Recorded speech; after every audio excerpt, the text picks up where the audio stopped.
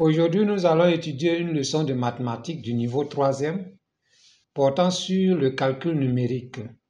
Et dans ce chapitre, nous allons voir la première partie portant sur les intervalles.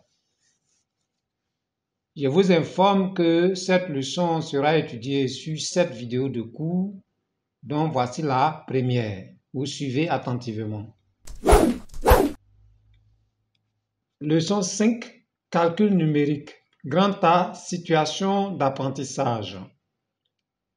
Dans une grande ville de la Côte d'Ivoire, un commerçant souhaite acheter un terrain dont l'aire est comprise entre 230 m² et 300 m² pour y construire un magasin.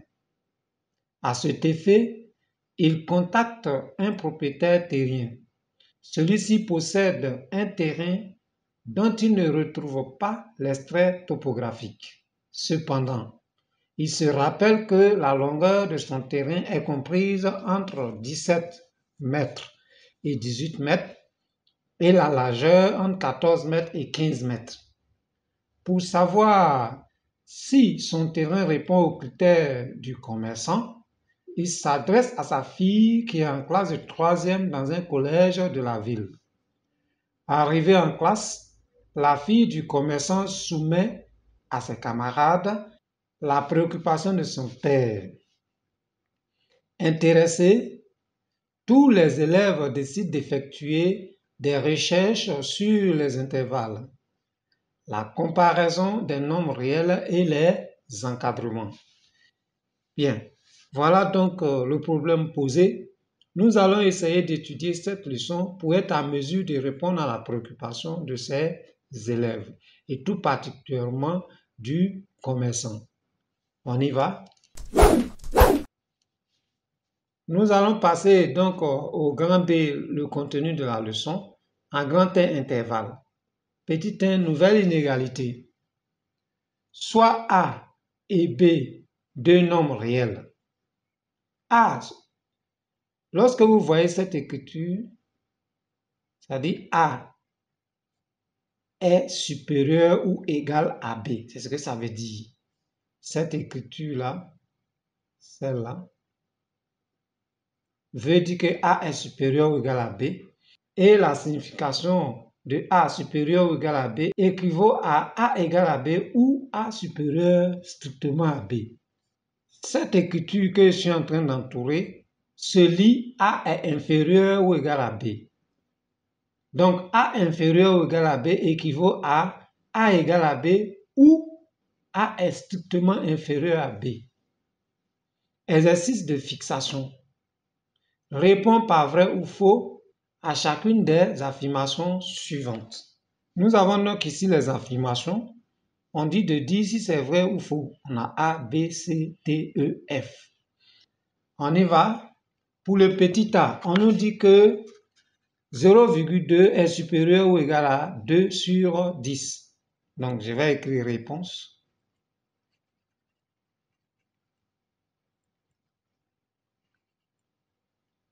Petit a, ça c'est vrai. On va écrire V. Petit b, on dit 4,1 est strictement supérieur à 2,53. Ça aussi c'est vrai. Petit c, on dit 7,4 est strictement inférieur à moins 119. Ça c'est faux. Un nombre négatif est déjà inférieur strictement à 0. Donc ici 7,4 n'est pas inférieur à moins 119. Petit d, 8 inférieur ou égal à 8, ça c'est vrai. Petit e, 0,065 supérieur ou égal à 0,09. Alors ici, pour comparer, on va d'abord prendre le chiffre significatif avant la virgule. Donc 0 et 0, là il n'y a pas de problème. 0 encore après la virgule et 0 après la virgule. Mais attention, lorsque nous prenons le deuxième chiffre après la virgule, nous voyons que pour le nombre de droite, nous avons 9 et l'autre, nous avons 6. Donc, on dira que c'est faux. Petit f, 81 strictement inférieur à 81, ça aussi c'est faux. Nous avons fini avec cet exercice. Nous passons à une autre étape de la leçon. Bien, nous arrivons au petit 2, vocabulaire et représentation. Petit a et petit b, deux nombres réels tels que petit a est strictement inférieur à petit b. Les nombres a et b sont les bornes de chacun des intervalles suivants. Regardez bien, on dit que a et b sont les bornes. Vous voyez que l'intervalle ici commence par a et se termine par b. C'est pareil pour les autres. Mais quand vous regardez, vous voyez que pour certains intervalles, nous avons un crochet fermé à gauche et à droite, en A et à B, et pour d'autres, c'est ouvert. On va expliquer tout ça. Donc, on dit que la distance valeur absolue de A moins B des nombres A et B est appelée l'amplitude de ces intervalles. À tout x élément de chacun de ces intervalles, on peut associer respectivement l'encadrement. Alors, prenons le premier intervalle. Lorsque nous écrivons A fermé en A, fermé en B, intervalle AB fermé en A et fermé en B, cela veut dire que A est inférieur ou égal à X, inférieur ou égal à B. C'est-à-dire tous les X qui sont dans ces intervalles sont soit supérieurs ou égal à A ou bien inférieurs ou égal à B. Maintenant, si nous prenons le deuxième cas A, intervalle fermé en A, intervalle ouvert à B, vous voyez bien que les X qui sont dans cet intervalle-là sont soit supérieur ou égal à A ou bien strictement inférieur à B. Pour l'intervalle suivant, nous avons ouvert en A, fermé en B. Ça veut dire que tous les X sont soit supérieurs à A ou bien inférieurs ou égal à B. Maintenant, pour le dernier intervalle, on a A, B et nous voyons que c'est ouvert en A et ouvert en B.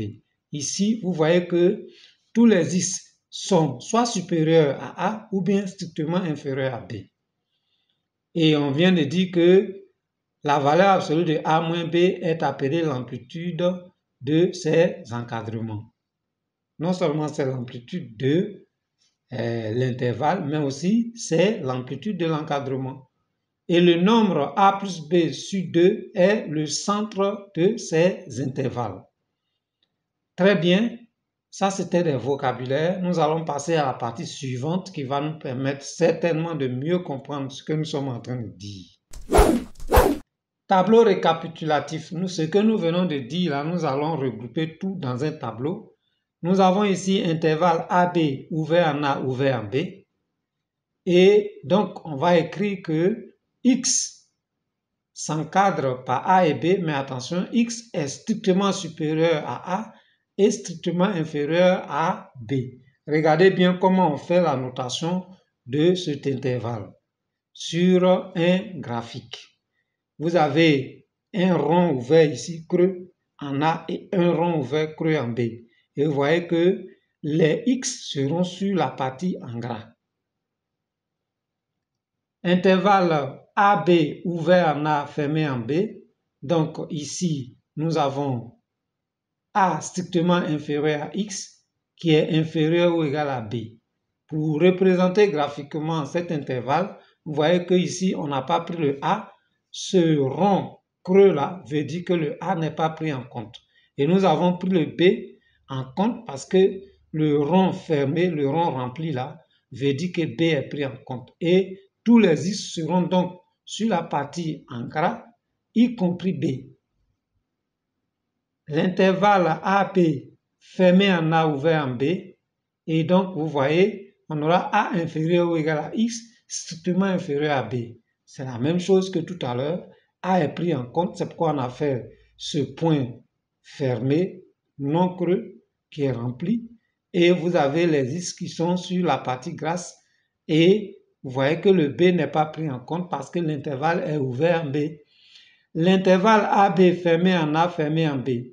Donc, vous avez A inférieur ou égal à tous les X, inférieur ou égal à B.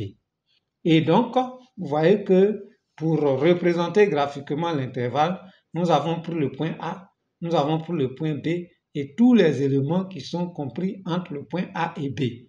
La ligne grasse nous dit que les éléments qui sont dans cet intervalle sont tous pris en compte.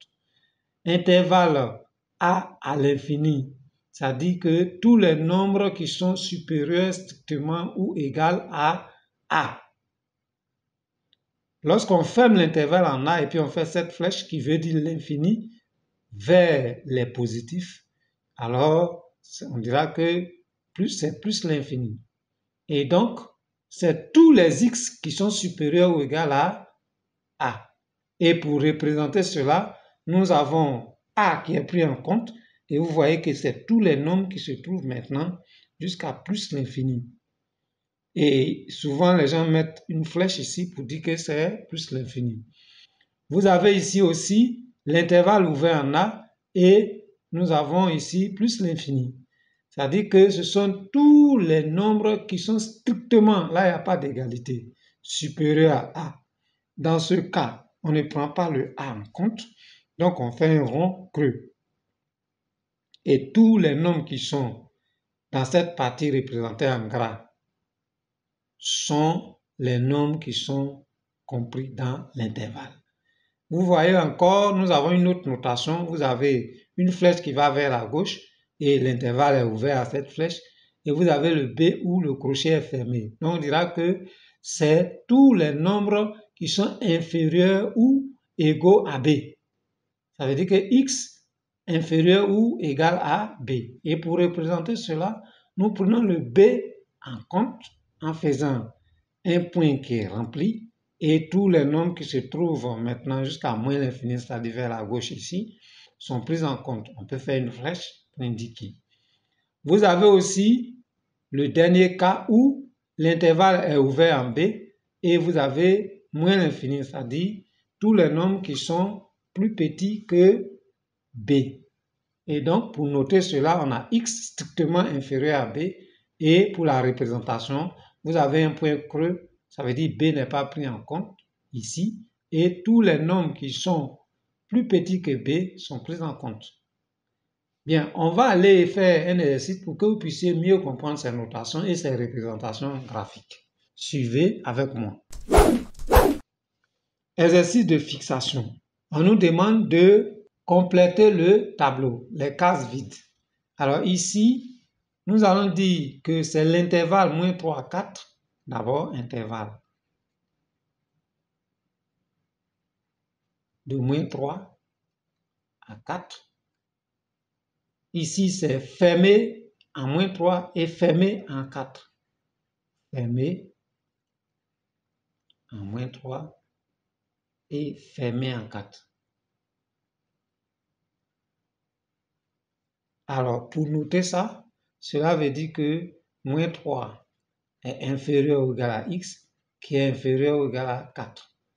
La représentation graphique, ici, nous ferons bien sûr une ligne et nous allons placer nos nombres, c'est-à-dire moins 3, et nous allons placer 4. C'est pour vous faire voir et vous faire comprendre. Alors, nous allons faire le reste en couleur. Je vais prendre une couleur bleue. Donc ici, nous avons le 3 qui est pris en compte. Donc là, nous allons faire un cercle qui est rempli. Nous avons aussi 4 qui est pris en compte. Nous allons faire un point rempli. Et vous aurez tous les nombres qui sont compris entre ces deux points. Voilà la représentation graphique de l'intervalle. Je vous dis que c'est une droite que je suis en train de faire, mais comme je fais à main levée, voilà pourquoi ce n'est pas droit. Mais si vous devez le faire en classe, prenez votre règle pour faire. On continue, on passe au suivant. Vous avez ici l'intervalle moins 7, 0, fermé en moins 7, ouvert en 0. Très bien, on dit fermé en moins 7. Donc, je fais un intervalle qui est fermé en moins 7 et qui est ouvert en 0. Dans ce cas, j'aurai moins 7 inférieur ou égal à x, strictement inférieur à 0. Je fais la même chose, je trace une ligne et je place moins 7 et je place 0. Et ici, je vais toujours varier les couleurs. Le moins 7 est pris en compte, donc ici on fera un point qui est plein. Et le 0 n'est pas pris en compte, on fera un point qui n'est pas plein. Et ce sont tous les nombres qui sont compris entre ces deux valeurs. Bien sûr, moins 7 fait partie des valeurs prises en compte. Très bien, on a fini de représenter cela. On passe au suivant. Ici déjà, on nous a donné l'ensemble des is. Et vous voyez que nous avons une inégalité stricte à gauche et une inégalité large. Bon, quand il y a supérieur ou égal ou bien inférieur ou égal, alors on dit que l'inégalité est large. Quand il n'y a pas d'égal à côté de supérieur ou bien inférieur, on dit que l'inégalité est stricte. Donc ici, quand c'est strict, ça veut dire que l'intervalle est ouvert. Nous avons 2. Et quand c'est large, on dit que l'intervalle est fermé. Donc on dira intervalle 2, 4, ouvert en 2, fermé en 4. On va représenter cela. Je fais une ligne. Je place déjà mes deux nombres, c'est-à-dire 2 et puis 4,5. Et puis maintenant, je varie les couleurs pour représenter les points. Ici, donc, vous voyez que le 2 n'est pas pris en compte, donc on fera ici un point non rempli et le 4,5 est pris en compte, là c'est un point rempli. Et maintenant je relis les deux pour dire que ce sont les nombres là qui sont pris en compte. Voilà. Bon, il faut dire que à main levée, c'est pas esthétique, mais c'est pour vous permettre de comprendre. On continue, on passe maintenant au suivant. Au suivant, ici, vous voyez que la représentation graphique nous montre deux nombres. Vous voyez que le moins 1 n'est pas pris en compte. Le 9 aussi n'est pas pris en compte. Donc, on aura intervalle ouvert à moins 1, ouvert à 9. Donc, on dira ici intervalle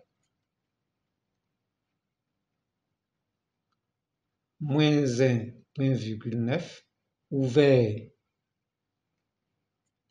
en moins 1, ouvert en 9. Donc, cela veut dire que moins 1 est strictement inférieur à x qui est strictement inférieur à 9. On continue, on passe au suivant. Cette fois-ci, nous avons un intervalle des nombres plus petits que 5. Alors, quand les nombres sont plus petits que 5, ça veut dire que nous avons ouvert ici à moins l'infini une flèche et nous avons 5 plus petits strictement, ça veut dire que c'est ouvert aussi là-bas. Alors, donc, on écrira que ce sont les nombres x qui sont plus petits strictement que 5. Et on peut représenter cela. Nous avons ceci. On place 5. On dit que c'est strictement plus petit. Ça veut dire que 5 n'est pas pris en compte. Et ce sont les nombres qui sont dans cet intervalle. Voilà, tous les nombres qui sont de ce côté. Et là, on peut faire une flèche ou pas. Pour dire que c'est tous les nombres à partir de 5 jusqu'à moins l'infini. On continue, on passe au suivant. Le suivant ici, nous avons flèche et puis moins 2. C'est l'intervalle des nombres inférieurs ou égaux à moins 2.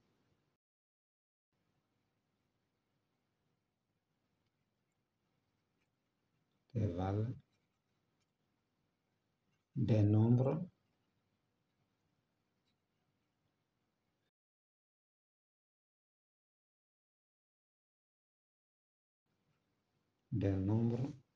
inférieurs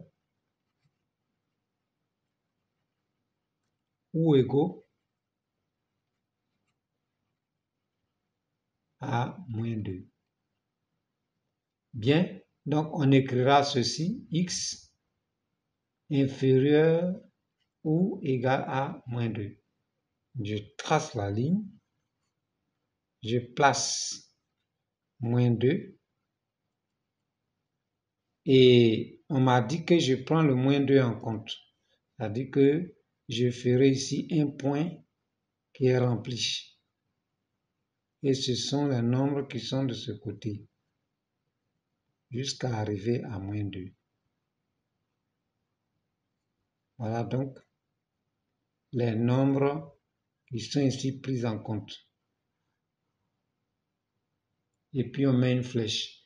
Bon, la flèche, c'est pas obligatoire, mais vous pouvez la mettre.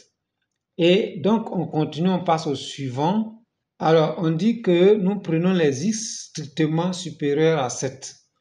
Ça veut dire que nous avons 7 et comme c'est strictement supérieur, l'intervalle est ouvert et nous avons ici nos x. Donc on dira intervalle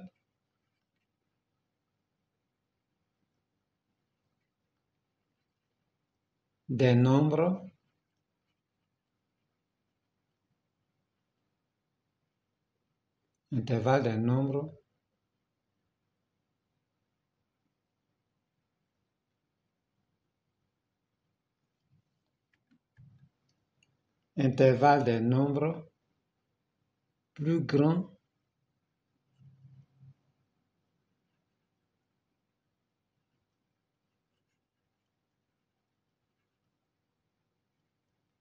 que 7. Et nous pouvons représenter cela sur une droite. Je fais ma droite, je place 7 et puis on me dit que tous les nombres sont plus grands strictement que 7. Donc nous aurons un point ouvert en 7 et ce sont les nombres qui sont de ce côté. Voilà donc tous les nombres que nous sommes en train de prendre en compte. C'est ce côté-là. Et on peut bien faire une flèche. Ensuite, nous avons cette représentation, la toute dernière. Vous voyez ici, le 4 est pris en compte et nous avons tous les nombres qui sont supérieurs ou égaux à moins 4. Donc, on prendra intervalle fermé à moins 4 qui va vers l'infini. Donc, on dira intervalle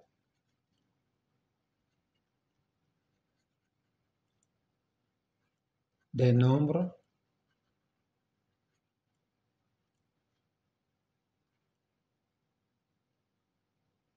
plus grands